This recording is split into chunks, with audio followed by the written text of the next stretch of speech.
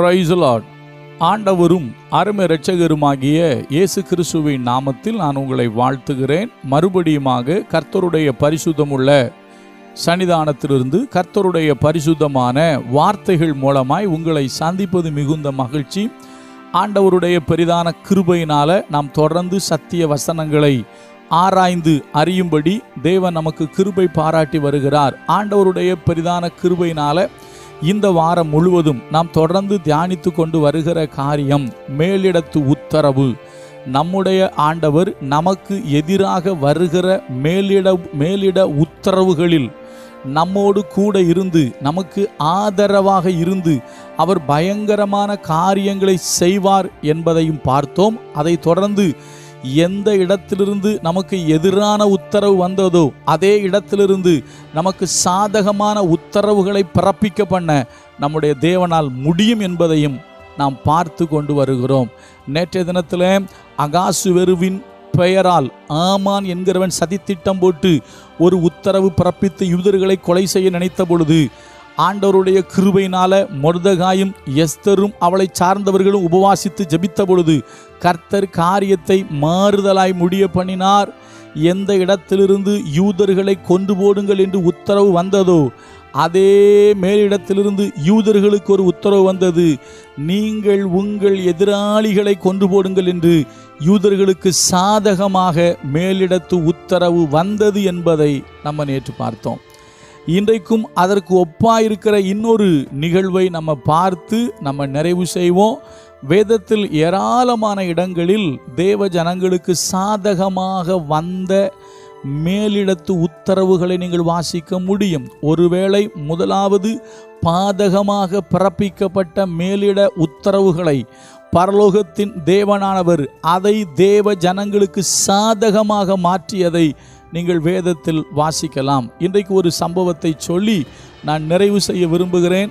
எரேமியா தீர்க்கதரிசன புஸ்தகத்தை நாம் வாசித்து பார்க்கும் பொழுது எரேமியாவுக்கு விரோதமாக எழும்பினார்கள். நன்றாய் நீங்கள் கவனிக்க வேண்டும்.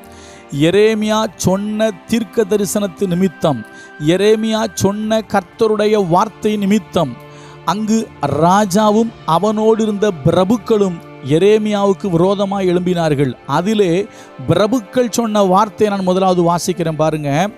எரேமியா 38வது அதிகாரத்தில் 4ஆம் வசனத்தை வாசிக்கிறேன் பாருங்க. அப்பொழுது பிரபுக்கள் ராஜாவை நோக்கி, இந்த மனுஷன் கொல்லப்பட உத்தரவாக வேண்டும். அப்போ ராஜா கிட்ட உத்தரவு கேட்குறாங்க, ராஜாவே இந்த மனுஷன் கொல்லப்பட உத்தரவாக வேண்டும். எந்த மனுஷன்? எரேமியாவை கொல்வதற்கு ராஜா கிட்ட உத்தரவு கேட்குறாங்க. ராஜாவும் உத்தரவு கொடுக்கிறான். நல்லா கவனிக்கணும் நீங்க. என்ன அதில் எழுதப்பட்டிருக்கு? இந்த மனுஷன் கொல்லப்பட உத்தரவாக வேண்டும். அது ஏனென்றால் இந்த நகரத்தில் மீதியாக இருக்கிற யுத்த மனுஷரிடத்திலும் மற்றுமுள்ள சகல ஜனங்களிடத்திலும் இவன் இப்படிப்பட்டதான வார்த்தைகளை சொல்லுகிறதினாலே அவர்களுடைய கைகளை தளர்ந்து போக பண்ணுகிறான். இவன் இந்த ஜனத்தின் சேமத்தை தேடாமல் அவர்கள் கேட்டையே தேடுகிறான் என்றார்கள். அப்பொழுது சிதேக்கியா ராஜா, இதோ அவன் உங்கள் கையில் இருக்கிறான், உங்களுக்கு விரோதமாய் ராஜா ஒன்றும் செய்யக்கூடாது என்றான். இப்போ ராஜா சொல்லிட்டான், அவன் உங்கள் கையில் தான் இருக்கிறான், நீங்கள் பார்த்துக்கோங்க அப்படின்னு சொல்லிட்டான். நல்லா கவனிக்கணும். கர்த்தருடைய வார்த்தையை எரேமியா சொன்னார். கர்த்தருடைய வார்த்தையை சொன்ன எரேமியாவுக்கு விரோதமாக பிரபுக்கள் எழும்பினார்கள். ராஜா அதற்கு ஒத்து போனான். ராஜா அதற்கு ஒத்து போய் அவன் சொல்லிட்டான், அவன் உங்கள் கையில் தான் இருக்கான், நான் உங்களுக்கு எதிராக எதுவும் செய்யக்கூடாது அப்படின்னு சொல்லிட்டான். உடனே என்னாச்சு தெரியுமா? எரேமியாவை ஒரு உலை உள்ள ஒரு கிணற்றிலே தூக்கி போட்டார்கள். நன்றாய் கவனியுங்கள். எரேமியாவை ஒரு உலையான ஒரு கிணற்றில் தூக்கி போட்டு விட்டார்கள். ஒரு துறவில தூக்கி போட்டாங்க. அதில் தண்ணி கிடையாது, வெறும் சகதி கிடக்கு. நல்லா கவனிங்க. அப்போ இந்த செய்தியை எத்தியோப்பியனாகிய எபெத்மேலேக்கு கேள்விப்பட்டான் என்று வேதத்தில் எழுதப்பட்டிருக்கிறது. நன்றாய் கவனியுங்கள். எபெத்மேலேக்கு ஒரு புறஜாதியான். ஆனால் யூதர்கள், சொந்த ஜனங்கள், ராஜா, பிரபுக்கள் என்ன இவர்கள் எல்லாரும் சேர்ந்து எரேமியா தீர்க்கதரிசியை கொண்டு போய் துறவுல போட்டுட்டாங்க. அவர்களுக்கு துறவில் போடுவதற்கு உத்தரவு கொடுத்தது யாரு? பர்மிஷன் கொடுத்தது யாருன்னா ராஜா. இப்போ என்ன ஆயிட்டு? இந்த எபெத்மேலேக்கு போய் ராஜா கிட்ட பேசுறாரு. இப்படி செய்யக்கூடாது, அவன் செத்து போயிடுவான், அது சரிப்பட்டு வராதுன்னு சொல்லும்போது, இப்போ எந்த ராஜா எரேமியாவை அந்த உளையான கிணற்றில் போடுவதற்கு உத்தரவு கொடுத்தானோ அதே ராஜா கிட்ட இருந்து உத்தரவு வருது. நான் வாசிக்கிறேன் பாருங்க, எரேமியா 38:10. அப்பொழுது ராஜா எபெத்மேலேக்கு என்னும் எத்தியோப்பியனை நோக்கி, நீ இவ்விடத்திலிருந்து 30 மனுஷரை உன்னுடனே கூட்டி கொண்டு போய் எரேமியா தீர்க்கதரிசி சாகாததற்கு முன்னே அவனை துறவிலிருந்து தூக்கிவிடு என்று கட்டளையிட்டான். என்ன இட்டான்? கட்டளையிட்டான். இப்ப மேலிடத்து உத்தரவு வருகிறது, எரேமியாவை தூக்கி விட்டுரு, எரேமியாவை தூக்கி விட்டுரு. நல்லா கவனிங்க. முதலாவது அதே மேலிடம் சொன்னது, எரேமியா உங்கள் கையில் இருக்கிறான், நான் உங்களுக்கு விரோதமாக எதுவும் செய்யக்கூடாது என்று சொன்ன அதே ராஜா இப்போ சொல்றாரு, எரேமியாவை தூக்கி விட்டுரு. முதலாவது எரேமியாவுக்கு எதிரான மேலிடத்து உத்தரவு, இரண்டாவது எரேமியாவுக்கு சாதகமான மேலிடத்து உத்தரவு. ஒரே ஆள்தான் 2 உத்தரவுகளை பிறப்பிக்கிறான். முதலாவது பாதகமாக உத்தரவு கொடுத்தான், இப்பொழுதோ இரண்டாவதோ சாதகமாக உத்தரவு கொடுத்தான். அருமையான தேவ பிள்ளைகளே, ஒருவேளை உங்க சொந்த பந்தங்களுக்கு நடுவில், உங்களுக்கு வேண்டியவங்க மத்தியில், உங்கள் சொந்தக்காரங்க மத்தியில் நமக்கு ஆண்டவர் சொல்லி கொடுத்துருக்காரு அழகா, உன் வீட்டாரே உனக்கு சத்துருன்னு சொல்லி.